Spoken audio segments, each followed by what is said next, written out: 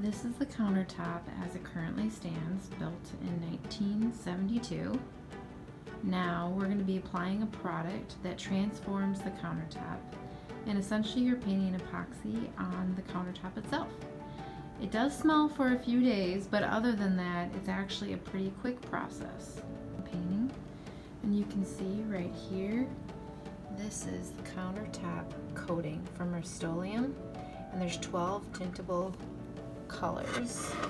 We chose for this particular one the cobblestone because there are some warm colors in this kitchen. We didn't want to go too, cool tones.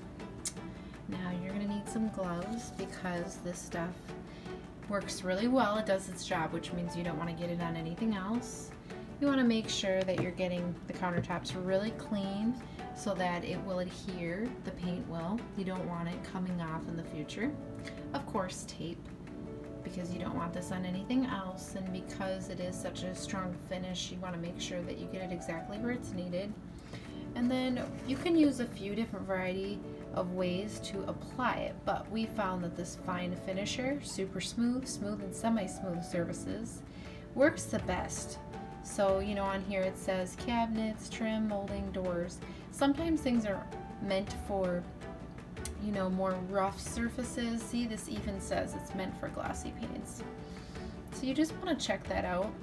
I found in the past when doing it, the roller actually does the best, but obviously some people can use a brush as well, but I think the roller is going to look the best. So stay tuned to see what you can do yourself or hire us to do.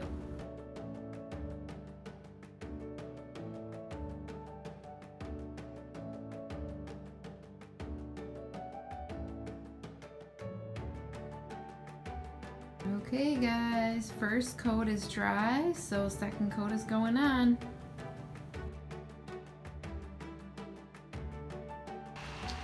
Okay, countertops are done. They just need to dry. And it's pretty fumy, so we're gonna let it sit overnight.